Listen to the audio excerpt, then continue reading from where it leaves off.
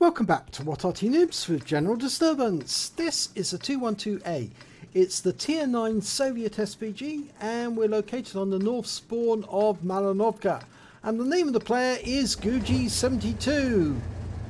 Now, the 212A was intended to be built on the chassis of the KV220.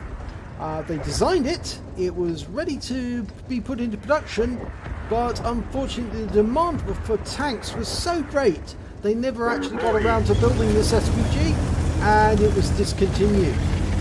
Now this particular SPG can carry either the BR2, the 152mm howitzer, or it can carry a 203mm B4. But Guji's just knocked a tree over, which is sort of like giving away a position, but he's moving elsewhere. Now that may fox the enemy into thinking he's not where he actually is. So, oh, he's just knocked over another tree. So he's going to have to move away from that as well. Otherwise it will give away his position to the enemy. Okay, he's aiming downrange. And we've got a 121 and a Centurion 7-1. It's a tier 10 game. And he's tier 9 Arty, so he's going to earn extra XP for every shot that lands on a tier 10 tank. Well, that's the Centurion 7-1. That's a tier 9 tank. He's aimed at the bush. And he did get some splash. 249 hit points to splash on the Centurion. And he's moving and changing position to avoid counter battery. That's good practice. Got plenty of time on the reload. It's 30.9 seconds or 31 seconds to reload. He is using the 203. He's got the the B4 howitzer. Okay, now there's a heavy tank moving up the top of the hill. He's not watching it. Now he is. The T10. Okay, it's only on its own. Only once been spotted so far. We've got a whole bunch of tanks up there. In fact, we've got a couple of T10s ourselves. Oh, it's got company. E75 and an Object 257 and another 705. So there's an awful lot of targets to fire at. He's fired around him, but he didn't get a hit. It looks like he stunned the T10. So it was near miss, but it wasn't on the target. But he's got a whole bunch of them together. And he's only 12 seconds away from shooting now. So it looks like if they bunch together, he's bound to score a hit. And he's bound to stun multiple tanks at once. Okay, he's loaded. Now, which one's he going to go for? Well, I'd say the obvious one would be the 705. Yes, and he's done that. And he got a direct hit. 357 there. Good strike. Looks like he tracked him. The T10 right up at the front, though, he is very close to our tanks. And we've got one T10 by the windmill and one on the lower level. And that's actually quite good because it splits their fire. Although the problem is that the T55 and the E75 appear to be facing off against that T10. So they're trying to stop him from interfering with the T10 and the Object 257.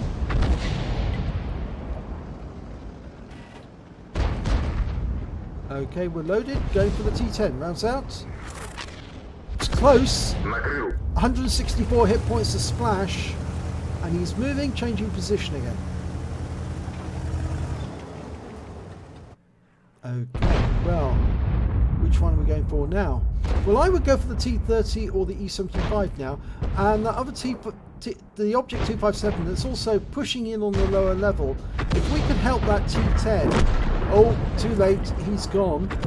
But the K91's going down on the lower level. He can side scrape like a boss.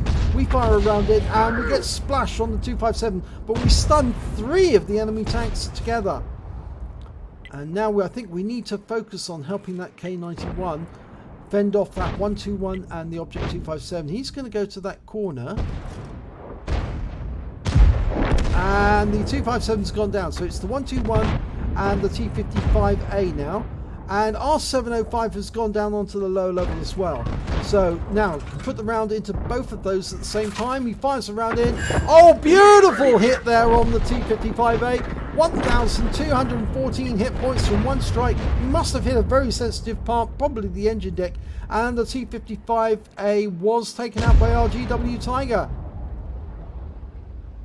So we have picked up some stun assist here. 153 from the T55A. We're almost ready to shoot. We're just moving position again. We did knock the tree over though, unfortunately. And unfortunately we lost the K91. Going for the 75. I think he's going to go for the 75, yep. Oh, that was a sizzle. He got a direct hit, 275 hit points. He also did some damage to the 121 at the same time. And he's picked up some stun assists because the E75 was taken out.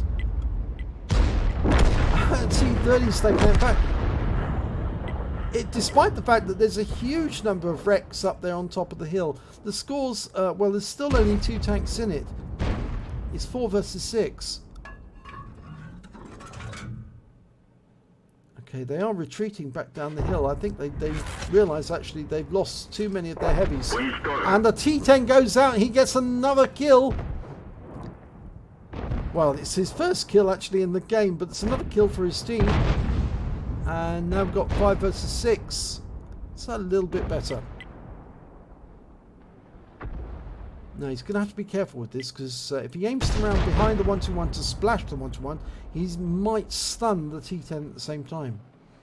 So he needs to be extremely careful with this aim shot. Oh, we lost the T10, so we can now hit that 121 with impunity. We just need to line up the shots. Round out. Yep. It's a splash for 164, but it was a good one. Now, despite the fact that the Type 5 Heavy is all alone right up on top of the hill, he is more than capable of looking after himself.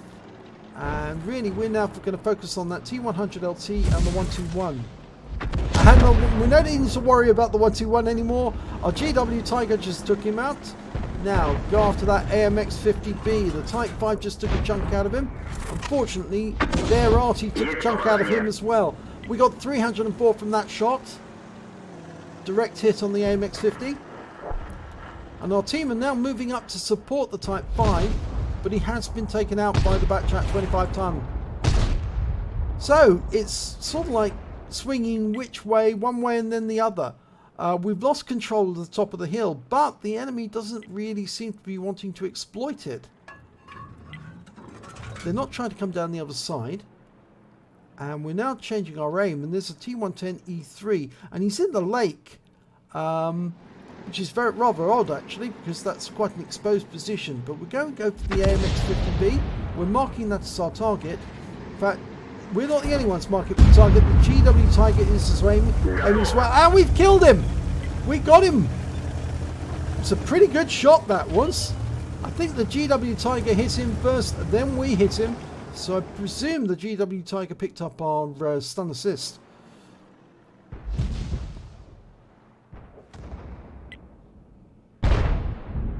That T110E3 is sitting in the lake in the shallow area. And Skoda T50 doesn't really want to expose himself to fire. And we're now down 2 tanks again. The enemy seem to be doing well. We've still got 2 Arty on both sides. The enemy's got a T92 HMC and an M53 M55. We've got a 212A and the GW Tiger. And both the GW Tiger and the 212 got 2 kills apiece. Ah, now there was the enemy Arty. Spotted. Saw the tracer. Fired around in. Unfortunately, we didn't get a hit.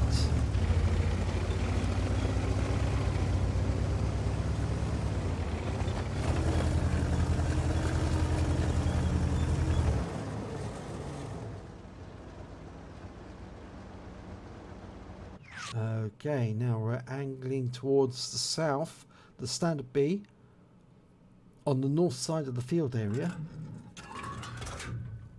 Unfortunately, the nearest tank we've got to spot is the TVP T50-51, and he's a little too far north and over a ridgeline for us to spot anything. So I think he's gone back to counter battery, which would probably be the smart move, because we did see the tracer.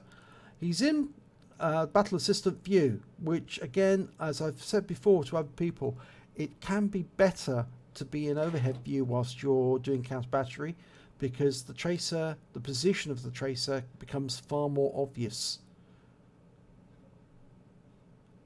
All you've got to do is hit the G key and then press V, and then all the visuals go away, and then you see the tracer very, very clearly every time they fire.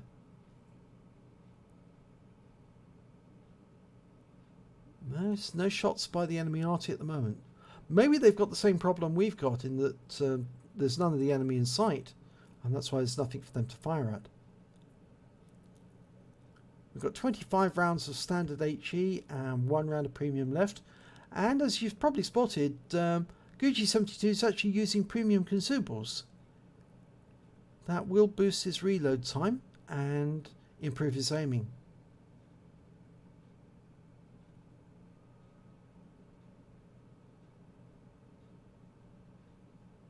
There's still nothing inside.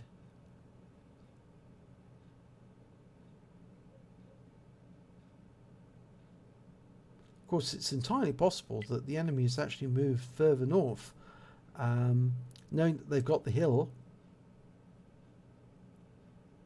It would be consistent with getting closer to the enemy to actually move further north, and in which case then we wouldn't see the tracer at all. Not from this view. But it doesn't appear to be any explosions, so I don't think they're firing. I think they're doing exactly what we're doing at the moment, except they're looking for us and our tracers, or any sign that we're moving about amongst the trees. And some of our tanks are moving about, so they might be knocking down trees as they go.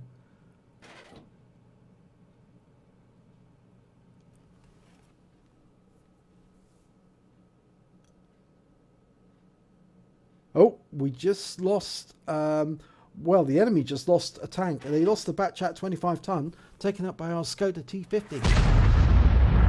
And there's the standard B. Oh, and he's just been taken out by our E75. So the enemy is now losing tanks. Far from being in their favour, it's now gone against them. It's 5 versus 4 left on the field. Of course, we last saw that T110E3. He was in the lake, near our side of the lake, and if he's still there, and I have to believe he probably is, yes, he is still there. Now he's been spotted and could be targeted. Yes, he's up on top of the ridgeline and he's gone. Skoda T50 gets him, and unfortunately we lose our FB4005 to their Centurion 7-1.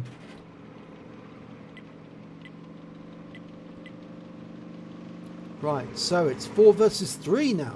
They've only got one medium tank, the Centurion 7-1, and there he is retreating across the field, and he's taken out. Well, now that means it's 4 tanks versus 2 Arty. Skoda's moving for the south route.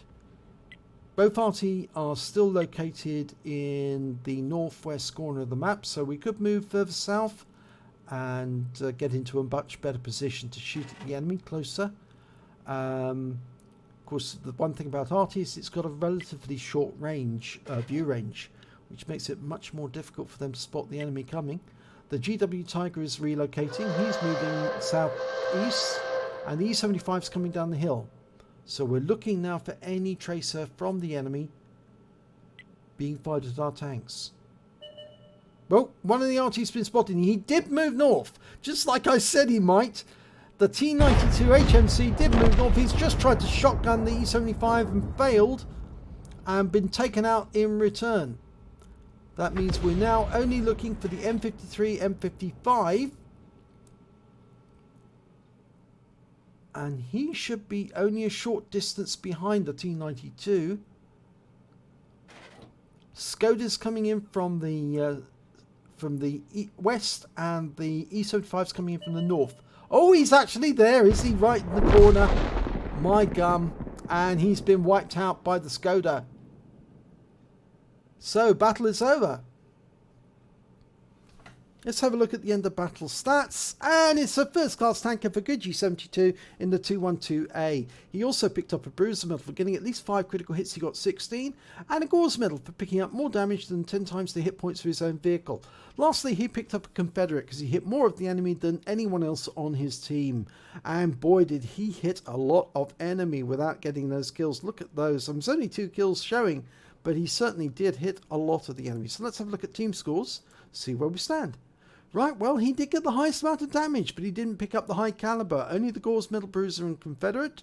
He did 3,683 hit points of damage during that battle. Next highest scorers was the Prototypo with the Polish tank, and he managed to get the Standard B. Was that Polish tank? No, that's the Standard B. That's the Italian tank. And he managed to get 3135. And then came our GW Tiger. Oh, no, actually, it was, sorry, the M53, M55 managed 2,872.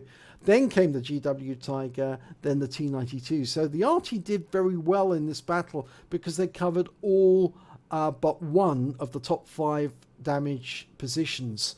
When it came to damages, and it came to kills rather, it was actually the Skoda T50 who managed to do well, and the Prototypo Standard B on the enemy team. Both managed 4 kills. The E75 managed 3, and then the 212 came third, or fourth rather. No, third. With, or fourth if you think about the numbers. Yes, with only 2 kills, and the 121 on the enemy team with only 2. When it came to base XP, again, it's the GW Tiger, the Arty, who managed to score the highest. Then came the 212 with 998. Then the T10 with 989, and lastly the Skoda T50 962. Let's have a look at detail. Well, you've only fired 12 rounds from that 203mm howitzer. You got 5 direct hits, 5 penetration, and 10 splash. Damage of 3,683 hit points, all at more than 300 meters. He damaged 11 of the enemy and killed only 2, so that was a 9 difference. He only needed to get 6 to get the Confederate, and the highest amount that was touched but not killed. And in fact, actually, he got 9. He did damage stun assistance of 854 hit points off 13 stuns. On a standard account, he earned 31,729 credits, and after ammunition resupply, the ammo is expensive at this level. He only took away 8,809 credits. He received 998 base XP, times 2 for the first victory, took away 1,996 experience points altogether. So, a pretty good combination there for Gucci72, and certainly did help his team. Just didn't get the kills, but he certainly touched a lot of the enemy. And it did help that they were all bunching together at the top of the hill, because it made a beautiful number of targets for him to fire at. So, if you enjoyed this replay, please give it a like and do subscribe to our channel, and hopefully it'll be your replay that I'll be featuring in the next video.